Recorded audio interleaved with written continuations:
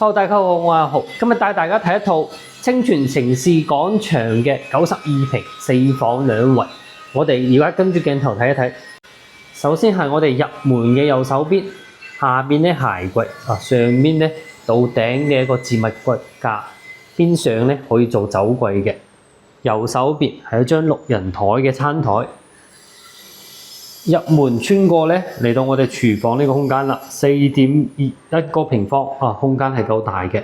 生活陽台我哋做咗封窗一個處理啦，到時可以安排個洗衣房同埋個晾曬區係喺呢邊嘅。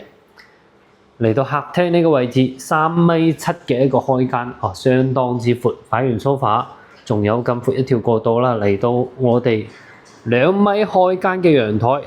呢個屋苑嘅缺點咧就係樓層比較低啦，睇前面一個視野，但係光線咧係唔會遮擋嘅。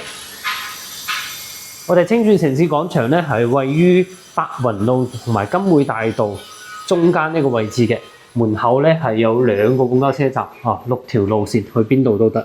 第一個房間，第二個房間，呢個房間相當之大啦，有翻15個平方嘅。第3個房間，呢個房間1.5米大床擺完咧，到衣櫃仲有咁闊一條過道。呢度咧係我哋書台嘅位置，呢個咧係我哋床頭櫃。公共衛生間啦，有翻3.4個平方，比較精緻，但係應有盡有。主人房嘅衛生間咧都係3.4個方嘅。衛生間出嚟嚟到呢度成面落地窗啦，1.5米嘅大床，頂上咧衣櫃係我哋嘅標配。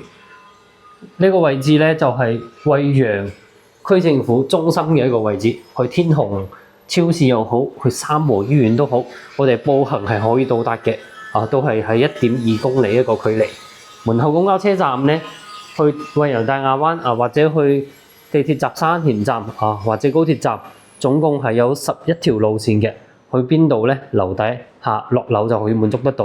而且小區嘅背後咧就係我哋一個市場啦，所以生活咧係落樓即達嘅。業主而家係93個平方，71萬可以出，有興趣嘅隨時可以睇房。